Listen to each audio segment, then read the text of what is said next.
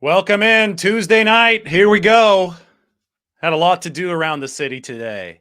I hope that you saw the Kalia Davis video. I was really happy, like the colors at Union Square right now in San Francisco, Christmas season, the big tree up there, the rotunda at Neiman Marcus. All those looked cool, right?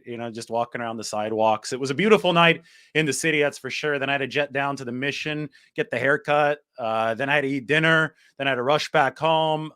Cool article dropping tomorrow because, as we've been talking about, the 49ers have been the number one team in football, efficiency-wise, offense and defense and overall since week 8. The turnaround came on that, what was it, an 88-yard drive against the Rams. That was awesome back in week 8 for the 49ers. And now they're just surging ahead. And, we could even start comparing them to the 94 team. Not that they've accomplished what the 94 team has, but the 94 team got drubbed by the Eagles in week 5 at Candlestick. Steve Young was yelling at George Seifert. Kyle Shanahan was 15 years old. He was up in the nosebleeds at Candlestick, and people were yelling at his dad, the offensive coordinator, not knowing that the coordinator's son was sitting right next to them. I mean, crazy story, but the craziest part of it is that after the 49ers lost 40-8 to the Eagles, they went on to win 10 straight games, 13-14. Their only loss was resting starters in the final week of the regular season,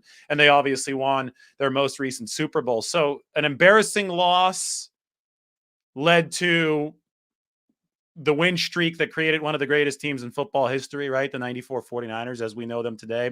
And the 49ers of this year suffered an embarrassing loss against the Kansas City Chiefs.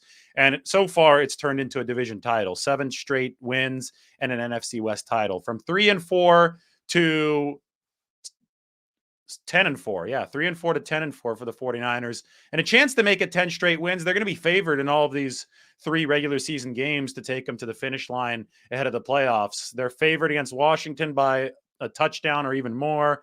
They're obviously going to be favored against the Raiders, even though that's on the road. I'm sure there's going to be a ton of Niners fans down there at Allegiant Stadium. Who's going to that game? That's crazy. We got to get some tickets for that game, man. I saw what they're going. It's crazy. It's like 700 plus just to get into the stadium with fees and everything right now. I mean, that's a hot ticket on New Year's Day in Vegas. And then obviously it finishes up against Arizona. 49ers are definitely going to be favored for that one. And over the next few weeks, we're going to be talking about who they might face in the first round of the playoffs. That's going to be at Levi Stadium for sure, because the lowest that the 49ers can go is where they currently are seedings wise, number 3. So the opponent could be any number of teams. It could be this team that's coming in, Washington. This could be a playoff preview. Could also be the New York Giants, the Seattle Seahawks, the Green Bay Packers, low-key, dark horse. I mean, they have to have a lot of things go their way. Detroit Lions probably a little bit better shot than the Packers since they have one fewer loss and they're playing really good football. So a lot of fun stuff on tap. And with that, I've let some people filter in. We got a nice big crowd. Today I was back in the 49ers locker room and got the chance. I mean, there was some good Brock Purdy content today. First of all, the Christmas card, I'm sure you guys saw that. The Purdy, Alfredo Gutierrez, and Nick Zakelj, the rookie offensive lineman, might be the center of the future for the 49ers. You could be looking at the battery of the future living together. They're roommates, those 3 guys. 2 rookies and Alfredo Gutierrez, who's with the 49ers now for the second season. But you've got Purdy, Zakelj out of Fordham, and Alfredo Gutierrez played his college ball down in Mexico. They're roommates somewhere in the Bay Area. I don't know exactly where they live, but they were sitting about a week ago in their living room with the Christmas tree, the lights on, and they were in the festive mood because of it. And they collectively decided to make a Christmas card for the entire 49ers locker room. So the card was in everybody's locker today. They're passing it around, and I just thought it was really cool. Now, the most Bay Area thing ever is that the 49ers starting quarterback, like the starting QB right now of the San Francisco 49ers, has roommates. But to me, I've lived in this area since college, man. That started in 06, and then in San Francisco since a little bit after college. So it's been a decade plus. I totally get it. The whole roommate thing. Even if you're the starting quarterback of the 49ers, you got to have a roommate to afford to live in the Bay Area. But, I'm sure they're having a lot of fun. I'm sure that that's a nice, 3 cool guys, right? Brock Purdy, Nick Zakelj, and Alfredo Gutierrez. So it was holiday card time in the facility. And then I asked Brock Purdy, and his secret skill is not making holiday cards. We're getting to it right now. I went up to Brock Purdy. He doesn't have his press conference until tomorrow. So I just wanted to ask him about something that's, really been intriguing to me about his skill set. And I put this up, I think yesterday. I think we were doing a live yesterday, and it's time to put it up again. This is Brock Purdy's spider chart, right? The spider chart measures his measurables against other QBs. So it's a percentile measurement chart. And based on what Brock Purdy measured coming out of Iowa State, we see how he ranks against other quarterbacks. And so generally you like to see the gray kind of stick out here toward the end of whatever they call this, a polygon, right? It's a polygon. I don't know how many it has. 1, 2, 3, 4. It's an octagon. Ooh, it's like the octabox on NFL Red Zone. But yeah, this octagon, normally you like to see the spider kind of stick out here toward the edges. And it only sticks out at one spot, which tells you that Brock Purdy has below average measurements with essentially everything that's included here, except for one thing. And that is his 10-yard split. Not the 40-yard dash. As you can see here, his 40-yard dash is 45th percentile, so it's still below average amongst quarterbacks, 4.84. You have a lot of fast quarterbacks these days, but it's the 1.55 10-yard split that is 95th percentile for Brock Purdy. So basically what we're seeing here is that Brock Purdy has extremely good explosiveness on the first couple steps, right, to get out the 10 yards, and then he loses some steam. Maybe a little bit like Jordan Mason. Jordan Mason sealing the game in the division against the Seattle Seahawks on that 55-yard run, shot out of a cannon, right? Nobody wanted to deal with him. Nobody wanted to tackle those 223 pounds. You saw the Seahawks safety make a business decision with a creative tackling angle, according to Trent Williams. And Jordan Mason bolted right past him. But then the Seahawks defense caught Jordan Mason. It looked like he was really struggling there beyond yard 15, yard 20. And they caught up to him at around the 5, right? And when I talked to Jordan Mason about it after, he's like, man, if I could have that run back, I'd unhook the trailer. As if he were lugging a trailer, and it kind of looked like that. Invisible trailer was there. If he unhooks the trailer, maybe he speeds up and scores the touchdown there. But, really good burst from Jordan Mason out of the gate, but the 40-yard dash, or in that case, it should have been a 60-yard dash because the 49ers started at their own 40-yard line. That wasn't quite as quick for him.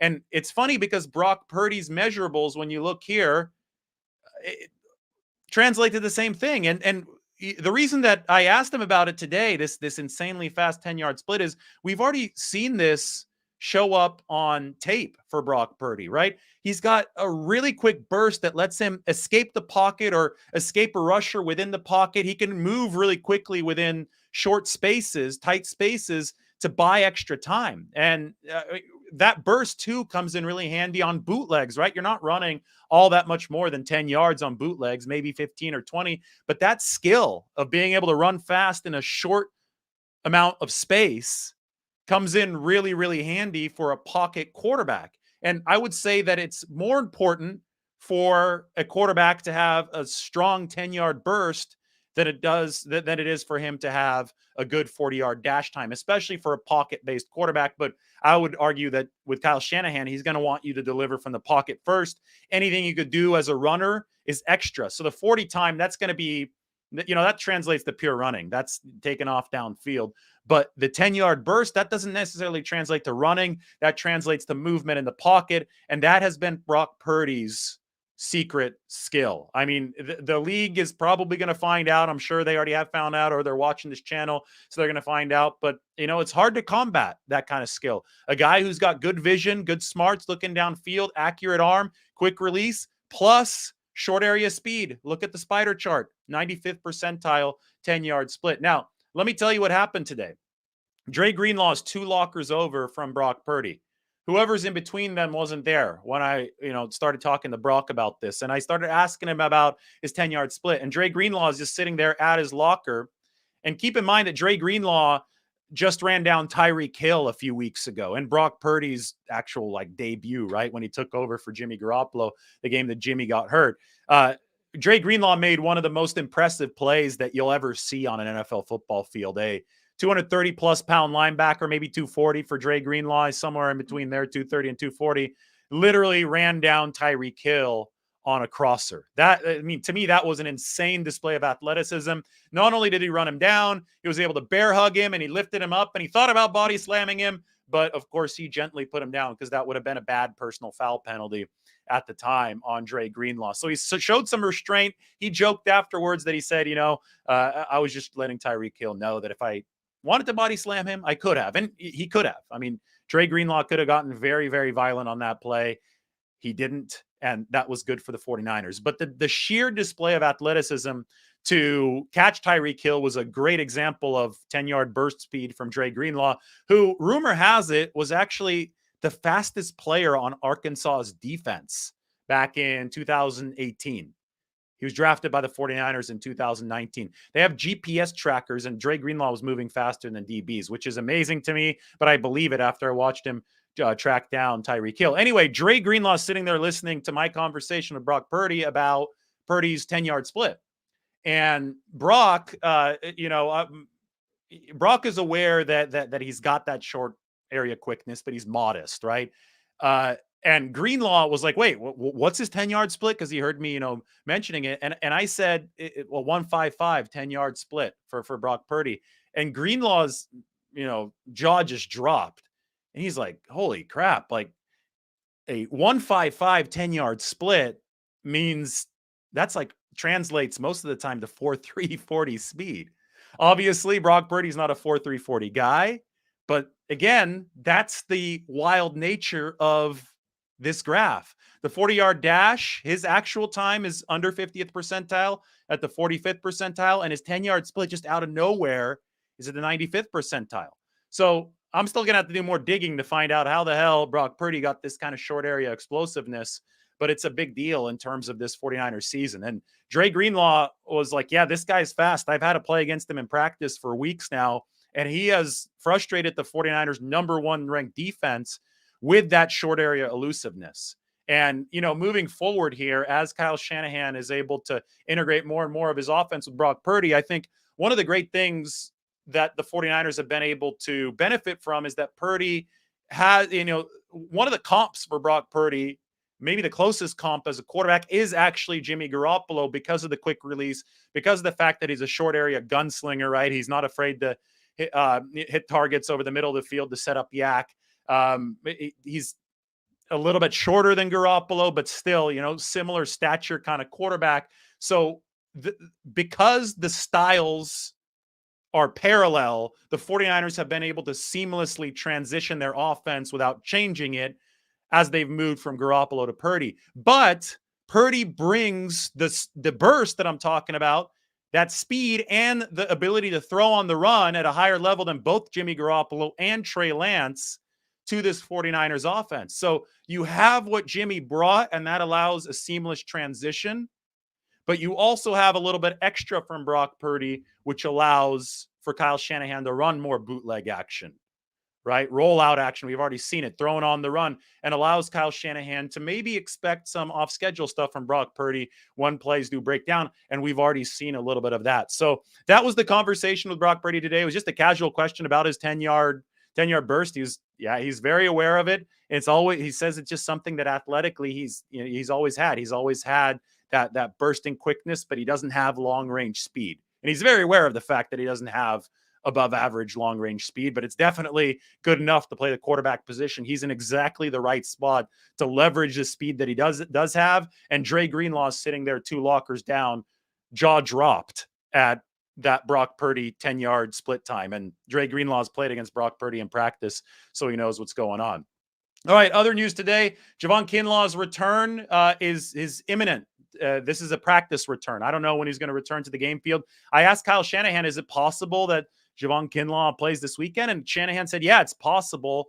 As soon as Kinlaw shows that he's fully ready at practice and his practice window's open and his first practice is going to be tomorrow, as soon as Javon Kinlaw demonstrates that, Shanahan says that the 49ers will put him into a game. Now, it is not lost on me that there are exactly 3 weeks to go in the regular season, and return from IR practice windows are 3 weeks long. So to me, it seems like the 49ers are lining this up for Kinlaw to potentially return for the playoffs. Or if you need him a little bit earlier, you want to give him a little bit of game action before then, you can bring him back for the Arizona game. But if this really is a fluid management issue in Javon Kinlaw's knee, I don't think you want to burn him too early, especially if you're going to use up one of those return from IR designations. You only have 2 left. So I think it's imperative that the 49ers, and I've said this before, pun intended, surgically strike this situation so that Javon Kinlaw is available to them for as long as he can be available to them before you could do the more extensive offseason rehabilitation to cut down on some of that fluid buildup. So it's going to be, you need defensive tackle depth. You already have Hassan Ridgeway right now, who's moved to IR. Kevin Givens is currently out. You expect him back, unlike Ridgeway. Kerry Hyder missed practice today. There's obviously a need at the position for the 49ers. Thankfully, they have Eric Armstead back, right? Because Eric Armstead, without him, the defensive line was a lot worse. But Kinlaw could potentially be this, massive boost at just the right time for the 49ers. They just have to play their cards right. So what's going to happen tomorrow is I'm going to show up at the practice field. I'll get video and everything of Kinlaw. I'll report on that. So make sure that you stay tuned to that because it's going to be a big deal. How does Javon Kinlaw look? And we'll see if the 49ers do bring him back officially from IR sooner rather than later in what is going to be a 3-week return from IR practice activation window. Now, really interesting that at the same time, another defensive tackle has been activated. This one people didn't expect. That's Kalia Davis. But he's on a different list. He's on NFI, non-football injury list. And he did get hurt playing football, but got hurt in college, not in NFL. So they put him on NFI. Everybody thought that it was going to be a redshirt year for Kalia Davis. At least everybody on the outside thought that. But it looks like the 49ers were hoping to at least get him some practice time. And he was out at his first practice today. In fact, why don't we play some of this stuff? Get some Kalia Davis footage for you. Because he's wearing DJ Jones's number, which... to me, they've already compared him to DJ Jones, which here it is. Put this up on the screen for you guys. Already comparing this guy to DJ Jones, give him the 93, and the comparisons are going to keep flowing. See Kalia Davis right there in the middle. He is explosive. He's a former Mike linebacker at University of Central Florida. He made the transition from Mike linebacker to defensive tackle, which you rarely see. It's a transition that Chris Kasarik, the 49ers D-line coach, has never seen in his 14 years of coaching at the NFL level. So the 49ers are optimistic that this guy can give them similar explosiveness to what DJ Jones gave them. And hey, Kalia Davis, 6th-round draft pick. DJ Jones was a 6th-round draft pick, and that certainly worked out well for the 49ers. So, just able to get some of the footage. This is Kalia Davis's first ever NFL practice because he's been on that NFI list all of this season. And obviously he wasn't available to go coming off the ACL tear in college over the course of the offseason program. So today was a big day for big number 93. And, body type wise, he fits right in with the rest of those 49ers defensive linemen. They got the towers like Eric Armstead, Charles Omenihu is tall too. Here you're going to see a drill from Kalia Davis. Omenihu's 94. Then you got some of your speedsters. Akeem Spence is 55. He's more of a fire hydrant in the middle. And Kalia Davis obviously is going to be in the middle as a nose tackle as well. Obviously Bosa there in the background. This will give you a little bit more look at some of Kalia Davis's movement abilities. He's quick. You could tell he's quick. And it might be fresh legs for the 49ers. Now, I don't know if the plan is to activate him for games this year. I still think that the plan is just to give him some practice time. He's going to have to show that he's in shape and all that good stuff before the 49ers actually activate him for games. But I did think that was a cool moment at the 49ers facility today, seeing a rookie take an NFL practice field for the first time. Now, speaking of Brock Purdy, he's still dealing with that rib and oblique injury, right? Can't forget about that. So here's Purdy throwing at practice today. I thought that it was apparent that Brock Purdy was taking a little bit off of the football today, and he didn't throw at all last week before the game against the Seahawks. Didn't throw a pass until the hotel ballroom in Bellevue the morning of the game. So you're going to see here, I think you guys will be able to tell too. These passes normally have more zip on them these ones that he throws over the middle. Purdy probably put in like 70% into them, but it's still progress over last week because he didn't throw at all. So I would fully expect Purdy to slowly ramp up toward the game. He wants to let that rib and oblique heal. I don't know what they do before the game to, you know, cut down on the pain, but he was obviously throwing fine enough against the Seahawks. And it's just something interesting to monitor because this 49ers quarterback room has gone through so many injuries this year. But if you want to go check out this video, watch Brock Purdy throw again at 49ers practice. That was just my observation. I thought he eased off a bit. And I think that's completely to be expected given the nature of the injury. I mean, Kyle Shanahan even was saying that Brock Purdy was in some pain, that he really gutted through to make that performance against the Seattle Seahawks work. And it was a really good performance. Now, Brock Purdy's other secret skill is the holiday cards, right? Let's find the holiday cards. Those of you who haven't seen it, holiday cards are going to be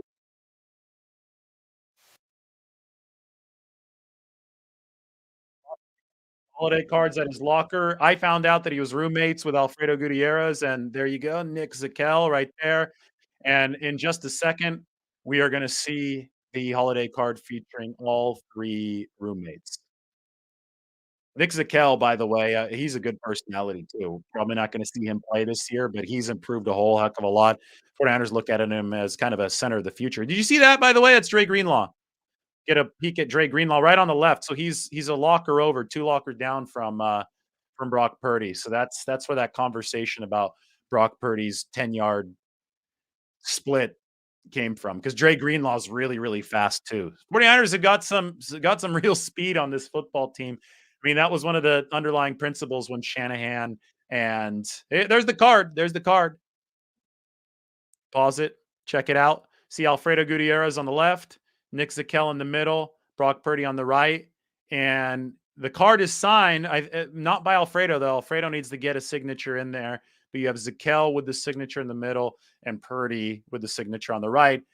Somebody was joking, and maybe they weren't joking. Somebody was telling me these are going to become collector's items in the future. Now, imagine if the 49ers win a Super Bowl with Brock Purdy or multiple Super Bowls with Brock Purdy. There's probably, 70 of these cards made? Maybe they made 100. Maybe they made some extra for the coaches too. Basically, limited edition Christmas cards, rookie year, Brock Purdy, Nick Zakelj. Maybe Nick Zakel's the future Alex Mack. Maybe this is the 49ers battery of the future. Just imagine 20 years from now, 30 years from now, if these guys accomplish something truly great with the 49ers, imagine what these cards, just imagine what they would go for. Just think it's a cool thought. That was just something that I saw on social media. So I thought it was, it was one of those moments. I walked in and I'm like, ooh, the backup quarterback turned starter for the 49ers, Mr. Irrelevant, who's taken the league by storm. It might be the best story in the NFL. Ran a play called Hollywood to punctuate, or maybe not, let's not say, ran a play called Hollywood to accentuate an already Hollywood-like story, and it scored a touchdown against the Seahawks. The guy has two roommates in the Bay Area, and now he's making holiday cards with them. I just thought it was another neat day at the 49ers facility. Cool stuff. Anyway, let's open this up for 49ers Q&A. Let's answer some of your questions, go through some of these. It looks like the comment section has been blowing up. So, this is a good one. Is Brian Greasy the QB whisperer? Look at the year Jimmy G was having and now Purdy stepping in and playing well. Thoughts? Absolutely. I think Brian Greasy's doing a hell of a job. And it's not just Brian Greasy. The 49ers, they entered this season. Shanahan knew that Greasy had never coached quarterbacks before, but he knew that Greasy had a lot of good expertise to offer. So what happened is that he made sure that it was a committee of coaches working with the quarterbacks. And this committee was initially brought in and formed to help develop Trey Lance because of the massive investment in Trey Lance. And obviously Lance, extremely raw. The 49ers knew that they had a lot of work there to unlock all of that potential. But it's Brian Greasy's got all the playing experience, and obviously as a commentator, he was able to, understand the modern player, go around the league. I mean, he was around the game in a different way. So Shanahan loved that perspective. Plus the fact that Brian Griese worked with Mike Shanahan, right? In Denver. Mike Shanahan drafted him. So he drafted him into the outside zone system.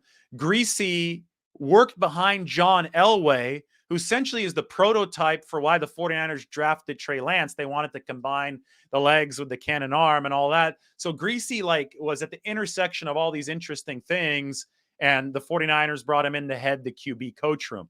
But they also have Clay Kubiak in the room, right? They also have Bobby Slowick, the pass game coordinator in the room. Kubiak is the assistant quarterbacks coach, by the way. They also have Kyle Shanahan himself on the staff. They also have Anthony Lynn, a run game mastermind, on the staff. So you have so many different voices for this quarterback room. They essentially built a dream team of quarterback coaches, just like a diverse cast of guys that with different specialties to work with the quarterbacks, with the main focus initially supposed to be Trey Lance. Obviously, Lance got hurt in week 2. So then that all-star group of quarterback coaches was able to apply its expertise to Jimmy Garoppolo. And we saw Jimmy Garoppolo play some of the best football of his career, if not the best football of his career. And all the while, that group of coaches has been working with Brock Purdy, and we've seen an awesome transition from Jimmy Garoppolo to Brock Purdy, to the point where Purdy, through his 113 drop back so far, is top 3 efficiency of any quarterback over the past 2 seasons, which is amazing to me. He's behind only Garoppolo and Mahomes. It goes Mahomes 1, Garoppolo 2, Purdy number 3. So, I mean, you really have to give some, and Garoppolo's number 2 in large part because of how good of a season he's had this year. He's good last year, but Garoppolo was really, really good this year, right? So that is all a credit to Brian Griese and these 49ers quarterbacks coaches. I think this is a great question, and I think it really gets at something that has helped the 49ers tick this season. Christopher Byers sums it up.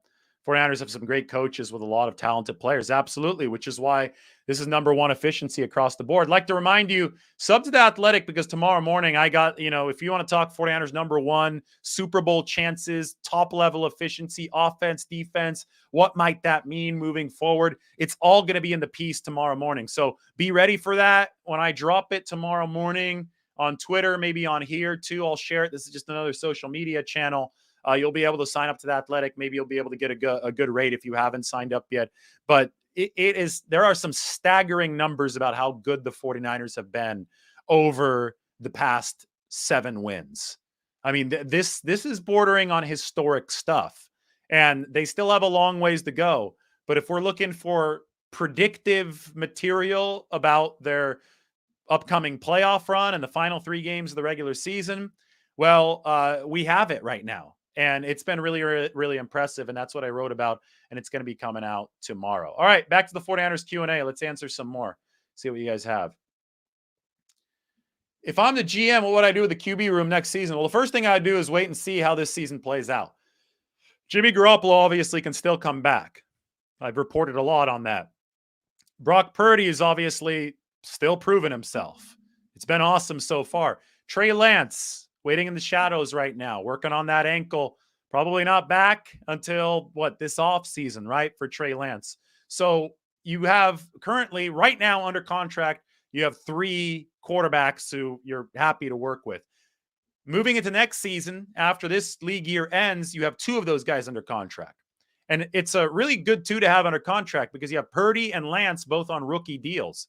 So there are many worse setups in the league than having 2 promising quarterbacks on rookie deals that can just duke it out over the course of the offseason. The question is, what do the 49ers want to do as far as a veteran backstop? Do they want to bring in a 3rd QB as a veteran backstop? And that unlocks the Garoppolo question. I think that's not as likely as we speak right now because Jimmy Garoppolo played so well this year that he probably priced himself out of that market for the 49ers. They want to ride the benefit of having those 2 rookie quarterbacks, right? Brock Purdy, the way that he's played so far has, and again, this is why we need to see this play out a little bit further. But what we've seen out of Brock Purdy for 3 games so far should give the 49ers some confidence that, oh boy, maybe, with Purdy, our quarterback room floor is not that low. We love how even keeled this guy is, right? So that helps a lot, but it's not set in stone yet. The concrete hasn't dried yet on what the 49ers can expect from Brock Purdy because he's only played in 3 games and had 2 starts. So let's let this season play out because the Garoppolo story might not be totally finished. The Purdy story is just beginning. Purdy's obviously fighting through an injury right now, and the big investment lies in Trey Lance. So if you're the 49ers GM, you want to maintain option power. That's exactly what they've done throughout this whole process. They did it with Jimmy all of last season. Remember, we talked about business last offseason. You never were going to let Jimmy go for nothing. That ended up paying off because they're able to re-sign Jimmy Garoppolo. That saved the season, right, over the middle part of this season after Trey Lance got hurt. And now we wait to see how this story ends. And it would be completely, utterly, and patently foolish to make a decision on any of this until after this season, because you have these variables that could be changing over the most important part of the NFL campaign, and that is the stretch run in December and then the playoffs in January. So I can't wait to see how this is all going to shake out. It's going to be maximal drama. It's going to be good here on the channel because we're going to be able to break it all down. It's going to be good up on The Athletic because we can get really deep in some of that stuff. It's hard to believe that the 49ers have potentially set themselves up for a more intriguing offseason in 2023, at least for the consumer. Shanahan said last offseason wasn't exciting. I thought it was. But the consumer is going to think that this 2023 offseason was more exciting than the 2022 offseason. It's very, very possible that that's going to be the case. And for the 49ers, it's the good kind of drama, right? That it's been like entertaining drama about making the best possible roster. And it looks like they're going to have that opportunity again coming this offseason. Lee Sanchez wants the 49ers to bring back all 3 QBs. And I don't think anything could be ruled out. You know, I just don't think it, as we speak today, it's probably not the likeliest thing, but stuff can change tomorrow. Probably, you know, Saturday is game days is when stuff can change. You know, that's when injuries happen. That's when interceptions are thrown. That's when heroes are made. So we just have to wait. We just have to be patient. And I guarantee you, that's what the 49ers are doing. Strengthen numbers of the quarterback position. I think it's time that people start looking at the 49ers QB room like a running back room, because numbers there are more important than anywhere. If the 49ers didn't have numbers in the quarterback room this year, they wouldn't be where they are as the best team in the NFL, locked up the NFC West. You know, they wouldn't be where they are if they didn't come into this room into this year with a deep QB room. And ironically, there were a lot of people over the offseason arguing for them to not have a deep QB room. How foolish does that look right now? Arguing for the 49ers to not have a deep QB room does not look very good right now, because it's exactly that. Having Jimmy Garoppolo on this roster, drafting Brock Purdy, doing both of those things effectively saved the 49ers season. And they would have only saved the season had they done both of those things. One wouldn't have been enough. Just drafting Brock Purdy wouldn't have been enough. Just re-signing Jimmy Garoppolo wouldn't have been enough because of injuries. So a deep QB room, strength in numbers is extremely important. What are my thoughts on Purdy against Washington's pass rush? I think that this is going to be the biggest test for Brock Purdy in this regular season. Tampa Bay didn't have Shaq Barrett out for the season, their best edge rusher. I think Chase Young is probably going to be back for Washington. They got Montez Sweat as well. I mean, it's a good line for Washington. So Purdy's going to have to showcase what I was talking about at the top of the show, his secret skill, right? The 10-yard split, that burst. He's going to have to move around in the pocket. It's going to have to be another good game plan called by Kyle Shanahan. Every single week in the NFL brings a new challenge, and this one brings the challenge of the number 9 defense in the league in Washington. So it's going to be tough for Brock Purdy, and we're learning more and more about this 22-year-old with each successive week. Yeah, this crowd suffered a tough L this year. The 49ers have 3 starting QBs, and they definitely have 3 this year. That's just a stupid saying, right? A stupid platitude. If you have 2 starting QBs, then you have none. Yeah, if you have 2 mediocre starting QBs, then you might have none. But the 49ers, I don't know where Trey Lance is yet, right? Everybody entered the season not knowing where exactly Trey Lance is in his development. We didn't get conclusive answers over the first 1+ games, but Jimmy Garoppolo is obviously really good, and it looks like Brock Purdy could be really good. I hesitate to jump out too far with that take because he's played in only 3 games, but I've showed you the numbers. The efficiency is there for Brock Purdy. The upside might be higher than Garoppolo's. The downside is still lower than Garoppolo's. All things that we expected, especially with the downside because he's a rookie. But early indications are extremely, extremely promising. Elijah Mitchell, thank you. Expected to be back for the playoffs right around then. We'll have more updates as that looks closer. Purdy will look good against this D-line. He's very smooth in getting away from pass rushing. Yes, he is, but if you don't, I mean, I talked about the 49ers O-line yesterday. They've been really good in pass protection. Right guard especially hasn't given up a single pressure, hit, sack since Purdy took over. So, I mean, that's been top-notch. Mike McGlinchey has upped his level of pass protection. But that has to continue. If you get overwhelmed by an overpowering defensive front, I don't care how good the quarterback is at getting away from pressure, he's going to struggle. Exhibit A was Patrick Mahomes in the Super Bowl against Tampa Bay the year after they played the 49ers. Kansas City managed 9 points. They were on like an entirely backup offensive line. And everybody was like, well, it's Mahomes. It won't matter. He'll be able to get away from the pressure. Well, look what happened. I don't think they scored a touchdown in that game, right? I think it was 27-9. And those 9 points, I mean, they really had to scratch and claw for those 9 points. So you've got to protect. And it's not just all on Purdy. It's on the whole offense to execute. And again, you can't take this Washington defense for granted. All right, why don't we talk about the 49ers cornerback depth?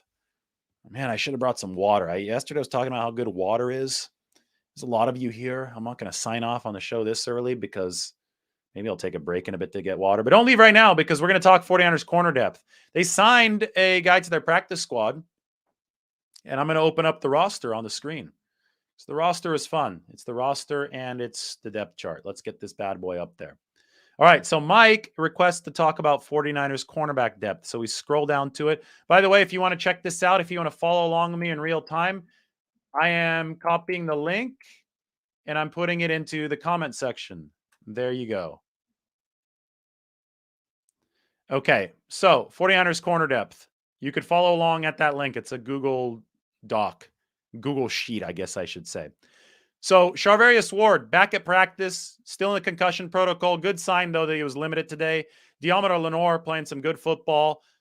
Jimmy Ward playing excellent football. I mean, Jimmy Ward and Charvarius Ward are top-level nickel and outside corners, respectively.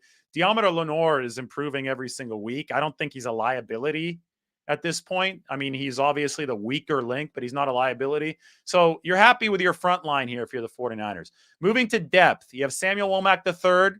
He could play outside or inside. They really like Samuel Womack's versatility to play both. And then you have Ambry Thomas, who's kind of been the forgotten man, right?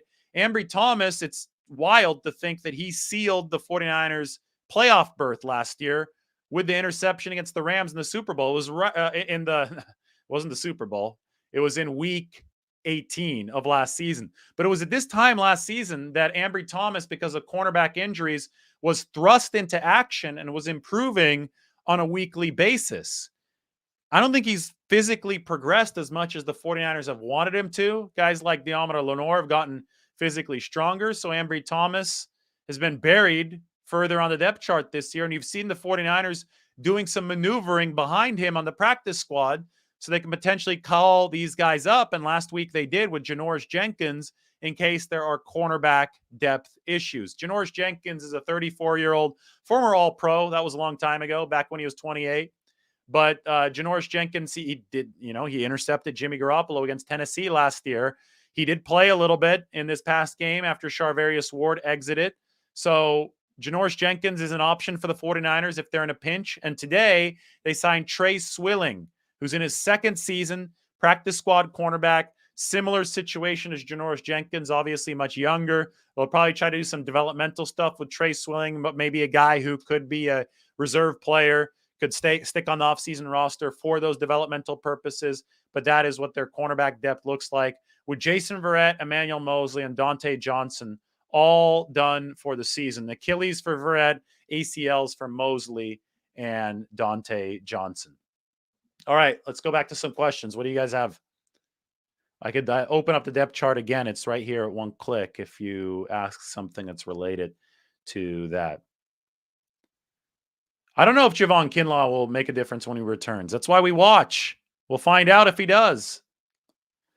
Big question mark. I mean, if he could stay healthy enough, the guy's prodigiously large. I mean, this is a hulking figure that started to develop a little bit of a pass rush arsenal when he was actually playing. So, I mean, the guy is built like a pillar of granite. I mean, you look at his calves, this wide nine scheme can really use that. There's a reason why they had to move Eric Armstead inside after Kinlaw was hurt for the season last year, and why Armstead is still inside without Kinlaw this year. It's because in the wide nine, in the 4-3, what Kasurik likes to run, he's buying those edge rushers all that space against the tackles. But to make up for that, because of the widened gaps in the middle, you have to have massive defensive tackles, but not just massive, not just fire hydrants, long and athletic defensive tackles. That's what Kinlaw is supposed to be, but they need him healthy, right? And that's what Eric Armstead is, because he's so versatile. I mean, Armstead's huge. He's 6'7".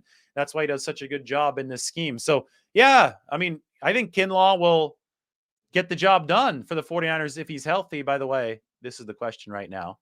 I didn't put that one up on the screen. I think he'll get the job done if he's healthy, but I don't know if he's going to be healthy. That's the main question. That's the main question with Javon Kinlaw. No, I don't. Here, I don't have Brock Purdy on injured reserve. I have Brock Purdy listed as hurt. That's a injured reserve is over here. So IR is this column on the right. I don't have Purdy over there. I shade guys in pink if they have injuries, but they're not on IR. So both Garoppolo and Purdy are shaded in pink, but they're not on IR. Kind of like Deebo Samuel, Danny Gray dealing with something limited. Kevin Givens wasn't at practice. Charvarius Ward was at practice, but concussion protocol. Ambry Thomas, Tarvarius Moore. So, Purdy's injury, I can't say that it's not serious because it prevented him from throwing last week. And Shanahan was talking about how much pain he fought through. And I think that Purdy is not throwing with quite as much velocity now at practice. So it's obviously something significant, but it doesn't mean that that's going to be something that keeps him from playing for the 49ers against Washington on Saturday, because it didn't keep him from playing against the Seahawks last Thursday. No update on Garoppolo yet. I mean, it's been just over 2 weeks since the fracture. You won't expect an update until like 3, maybe 4 weeks, because you got to see how the fracture is healing. Then you could say, hey, it's healing fast. Maybe he can hit that 6 to 8 week timeline. Oh, there's been a complication in the healing. Maybe he won't. That's what the 49ers are waiting for right now. These things are unpredictable, but 6 to 8 weeks is what I talked about earlier. And, the 49ers, I think Kyle Shanahan tried not to act as optimistic, because there's a lot of reasons for him to undersell that. The first one being that he wants to give Brock Purdy unlimited runway here, supposedly unlimited runway, to help build Purdy's confidence. And I think so far, Kyle Shanahan's handling of the situation really can't be argued with. It's been a seamless transition from Garoppolo to Brock Purdy. He's been a little bit less efficient than Garoppolo, but gosh, top 5 efficiency from a rookie 7th round pick, fresh out of bed. This is a dream for the 49ers. It really is. QB3, and they're still one of the favorites to go to the Super Bowl and maybe even win it. And yeah, Mike has a good point. At worst, you should want Jimmy Garoppolo back as his QB2. Maybe not fully healthy, but able to be active. And that would be a huge boon to the 49ers. These playoff games get physical. Guys can get knocked out. Something, or a performance-related issue. Something happens with Brock Purdy. His confidence, goes down the toilet. You have Jimmy Garoppolo on the bench, not, maybe fully healthy, but ready to give the 49ers a gutsy win. I don't know what's going to happen, but option power has been the name of the game for the 49ers at the quarterback position throughout this whole thing, throughout the Trey Lance, Jimmy Garoppolo season, 2021, right? Throughout the off season, and now especially in 2022, option power is real wealth. And the 49ers want to continue fostering that into the most important stretch of this season, which is the playoffs.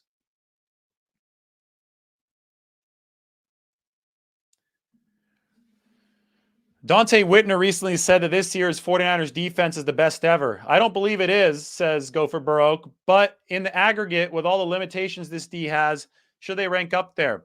Well, I don't think you could answer this question definitively until this story is said and done, but I'll tell you something right here. This 49ers defense has held its opponents to 17 or fewer points in 7 straight games. The franchise record for consecutive games holding an opponent to 17 or fewer points is 8, set by the 1984 49ers defense. So the 49ers have a chance to tie the franchise record in that regard on Saturday, and Washington doesn't have a very good offense. I think they're actually going to do it. So then at that point, you'd be saying, okay, this defense has done something that only the 1984 49ers defense has done. And the 1984 49ers defense was one of the greatest defenses in franchise history, maybe the greatest in franchise history, because of what they did in that Super Bowl run in shutting down Dan Marino. So my point is that legacies are determined in January or February, depending on when the biggest games are. And this 49ers defense statistically is awesome. They're number one in essentially everything, right? I mean, you look at points, yards per drive, points per drive, some of the turnover DVOA, especially since week 8, they've been generating takeaways at a prodigious level. They're number one there too. So they're really good in that regard. But right now we're trying to answer the question of, was the Kansas City loss and the Atlanta loss right before that wasn't an outlier for this defense? Because that was a terrible performance. And I think the data indicates that it probably was an outlier. Kind of like the 85 Bears got lit up by Dan Marino for 38 points, or how the 2000 Ravens gave up 30 plus, I think, twice in the same season. Those are still two of the greatest defenses of all time, despite the fact they had some bad games. But we can't judge them, and we couldn't judge them as such until after they won their respective Super Bowls. So the 49ers' legacy on defense this year is one right now of potential, but it won't be solidified until if and when they return to the biggest stage of all and they vanquish whoever is put in front of them. And there's a really good chance that whoever is put in front of them will be the Kansas City Chiefs, the team that initially exposed them back in week 7. What an amazing full circle opportunity that would be for the 49ers, right? We're talking about, was that an outlier? Well, maybe in February, come the Super Bowl, they'll have a chance to show that it was indeed an outlier. That's the big question, because Mahomes, he's an otherworldly talent. I mean, let's look at this. This is the thing about Patrick Mahomes. He's different than everybody else. I mean, it's absolutely crazy how different than everybody else he is. There was a graphic that I saw today that absolutely blew my mind. And everybody's talking about Jalen Hurts and potential MVP season and what he's doing from an efficiency standpoint. And sure, whatever Hurts has been doing is impressive, but then you look at this from Patrick Mahomes. So these are all the quarterbacks. All the gray lines are quarterbacks and the expected points they've added over the course of the season. It's a cumulative EPA in 2022. Only Hurts and Mahomes are highlighted. I don't know who the other guys are. I do know what this one is. The one that beats Mahomes for a bit, but then peters out after facing the 49ers defense. That's Tua Tagovailoa. This is what the 49ers defense did to Tua. You see my cursor right here? Tua, better than Mahomes, better than Mahomes, better than Mahomes. Uh-oh, playing the 49ers. Not better than Mahomes. Not better than Hurts. He's going downhill. 49ers turned Tua's season upside down, started sliding after that. But look at Mahomes. Just been straight up, consistent, straight up, just accruing expected points over the season. And Hurts, who's having such a fantastic year, obviously injured now, it's been good. There haven't been any true regressions from Jalen Hurts, but look at Mahomes. He's just been better. And Mahomes is like the Michael Jordan of this era. So the 49ers can have the best defense ever. But when you run into this right here, when you run into this red line, this guy who's just destroying everybody, it could be all for naught. And that was the lesson in Super Bowl 54, right? 49ers holding Mahomes. 3.5 quarters in, they're doing great. Boom. Fireworks. It's all gone. Patrick Mahomes lit him up. I know that there was no holding called on the block against Nick Bosa. The 49ers needed a break like that. But the point is that Patrick Mahomes is different than everybody else. And these are visual illustrations of it. So, to answer the question, the 49ers defense is going to have to, I love Star Wars analogies, right? 49ers defense is going to have to go and face the Emperor, I think. unless something crazy happens. The Rams got lucky last year and the Bengals beat the Chiefs in the AFC Championship game. Maybe the Bills keep home field advantage this year over the Chiefs, and that allows them to squeak by the Chiefs and head to the Super Bowl. But until, God, again, I just can't get over this graphic. This is how good Mahomes is. And I get it. The Bills are probably a more complete team than the Chiefs. They have a better defense. But, I mean, even if you had to play Buffalo, it would still be like facing the Emperor. But let's just consider the Chiefs right now because they're the team that beat the 49ers a couple years ago. The 49ers are going to have to go complete their training and face the Emperor again. And it's going to be crazy. Are the 49ers good enough to have they improved enough? Have they gotten deeper, better in the secondary, whatever they have needed to do over the past couple seasons to make this story against Mahomes and the Chiefs different? We'll see. This is why we get our popcorn out and watch. It's going to be really compelling theater. I'm not sure what the other here. There's more questions about this. What's the other gray line between Mahomes and Hurts? It might be Burrow. I do also know that Garoppolo is somewhere in here. Garoppolo might be this one because he didn't have as many plays this year. Garoppolo is going to be good, obviously, because the efficiency has had him in the top 3 this season. So I want them to make this graph with all the quarterbacks labeled, and when they do, maybe I do a entire separate show with it because I think it's a really good one. Jimmy J got his tickets to the Raiders game. How much did you get him for, Jimmy? That's what I want to know. I'm probably going to have to buy some tickets for a few friends and stuff. And I was looking at some of the prices and I'm like, ooh, okay. Well then, $700 to get into the building. I'm wondering how much Jimmy paid. That's funny. Yeah, Mahomes, maybe his kryptonite is Burrow. That's the, everybody's got an emperor they have to face in Return of the Jedi, right? Everybody has to go, or it's like Luke facing Vader. Everybody has to go, meet their match. And until they overcome that match, until they figure out how to beat that impossible challenge, that seemingly impossible challenge, they're not going to make it all the way. So maybe for Patrick Mahomes, it's Joe Burrow. Maybe that helps the 49ers. It helped the Rams last year. But for the 49ers, I think it's the Chiefs. And we saw it in the Super Bowl, and we saw it in week 7 of this season.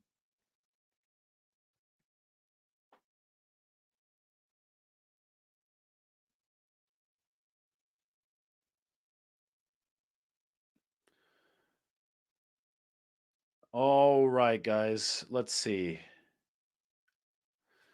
Ask some more questions. You could ask them about the defense. We could talk a little bit about Purdy. They move kind of fast for me here. So, I'm obviously just picking and choosing some of these questions as they go through. Yeah, the 49ers, the force is strong with the 49ers, but they're not Jedi yet. Plural. I mean, this is a question everybody's asking, but I don't know. Because I don't know. Good to return for Jimmy Garoppolo. Does that mean 100% healthy? Will it be 80% healthy? How's Brock Purdy going to be playing? What's the matchup going to be? This is why you don't make these decisions on December 20th. There's going to be a game on January 15th, probably, right? There's going to be another game on January 22nd. The NFC title is going to be on January 29th. The 49ers can hope they're playing on all of those games. But don't make decisions for January 15th, January 22nd, and January 29th on December 20th if you don't have to. What you want is to stock the roster at the quarterback position as much as possible. So you hope that Jimmy Garoppolo is healthy enough to be active so that you can make that decision when the time comes. Don't make it early because it's not going to be the right decision, or it's going to have a much lower chance of being the right decision if you make it early. So I don't know. I need to know the variables surrounding this, and we won't know those until January. Eric Gomes says, let things happen organically. Exactly. That's exactly what the 49ers will do. People want answers right now, but the answers don't exist right now. That's as simple as it is. Charles, we just don't want Josh Johnson playing. Hey, if Josh Johnson plays, it will be the biggest full circle story ever. He was the original Harbaugh quarterback, right? University of San Diego. Before Harbaugh took the Stanford job, he developed in his first coaching job, Josh Johnson, who's now played for an NFL record 14 teams. 36 years old, been around the league forever. I mean, if you see Josh Johnson play and win a game for the 49ers here down the stretch, you could trace that all the way back to Harbaugh, 2 jobs before the 49ers. University of San Diego, Stanford, where he developed Andrew Luck, 49ers, where he resuscitated Alex Smith, obviously Colin Kaepernick had his best years under Jim Harbaugh, and now he's in Michigan. But you could trace that all the way back to University of San Diego, Josh Johnson, who's now on the 49ers roster. Just crazy. Football brings us great stories. Oh, my God. Here's a question from Danielle. What if Carson Wentz returns at half? The internet might melt. That'd be crazy. You know, Washington had a chance to trade for Jimmy Garoppolo. Probably would have been better off had they traded for him because Carson Wentz isn't any good, and I don't think Heineke's very good. So that's a team that would have been better with Jimmy. 49ers happy that was never consummated. JC wants me to talk about Eric Armstead and how the 49ers missed him. Sure. Thank you, JC. I mean, the 49ers, that defensive line is night and day different when Eric Armstead is there. First off, the guy, I talk about the wide nine. You need length at defensive tackle in the wide nine because the space is bigger because everybody's further apart. So Eric Armstead occupies blockers with his length, but not just that. You can't just be long. And I'm tall. I'm 6'5". Am I strong for the everyday person? Probably, right? Would I look strong in an NFL field? No, because I'm 6'5", like 210. Eric Armstead is 6'7", 300. So, I mean, you've got prodigious size, leverage too, because he's got good leverage. Somehow, even with that length, he plays with good leverage and strength to where he could snowplow people back. He collapses that line back. He stops the run, but he pushes that line backwards, occupies blockers, and then lets Nick Bosa and everybody else eat. So even if Eric Armstead is not accruing sacks himself, last season, I think it's very easy to argue that he was worth over 10 sacks because of his contributions. He was creating sacks for other players. So he's stopping the run at elite level, and he's creating sacks for everybody else. He changes the 49ers defensive line. Gopher has a fun fact for us. The last time the Vikings beat the Colts before this past Saturday, Jim Harbaugh was the Colts quarterback. Okay, see, everything comes back full circle. That's a good one. That was crazy, that comeback. Randy's got a Harbaugh rookie card.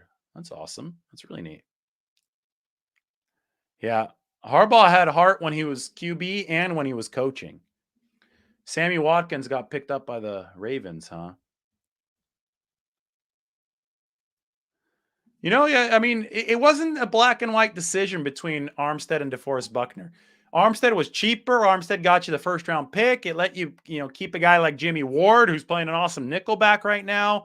And Armstead is a different type of player than DeForest Buckner. Buckner's going to get more sacks himself, but Armstead might create more sacks. So the move worked out fine for the 49ers. It's the draft pick of Kinlaw after that, the jury's still out because of the injury situation. And it's unfortunate that draft pick hasn't panned out for the 49ers yet, but that doesn't ruin the process of the Armstead-Buckner decision. The draft pick is separate from that decision, right? You just have to look at this in a nuanced fashion. Way too many people just want to criticize just to criticize, and they don't look at it within the level of detail that they need to look at it for. Yeah. I did indeed say this. Am I strong for the average person? Probably, but compared to an NFL guy, no, I would get destroyed. So, my height is good for swimming. That's nice, but it wouldn't be good for moving multiple offensive linemen in NFL. That's what makes Eric Armstead so special. He's even taller than me.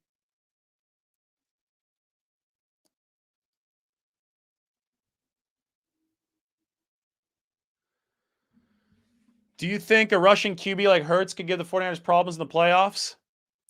I mean, mobile quarterbacks stress any defense. The 49ers defense hasn't really been any worse against mobile quarterbacks than the average defense. If you add a skill set to QB, it's going to put extra stress on the defense. So yes, if Hurts is healthy for the playoffs, that adds a different dimension. That's why losing Hurts potentially for the Eagles here for at least some period of time is a big deal. because Gardner Minshew is not nearly as mobile. So, yeah, you worry about a mobile quarterback. It adds that extra stress to the defense to have to defend.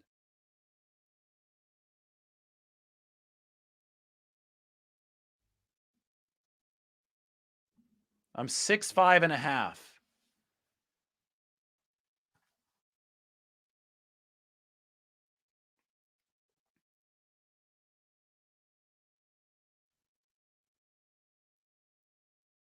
Yes, I'm taller than Purdy.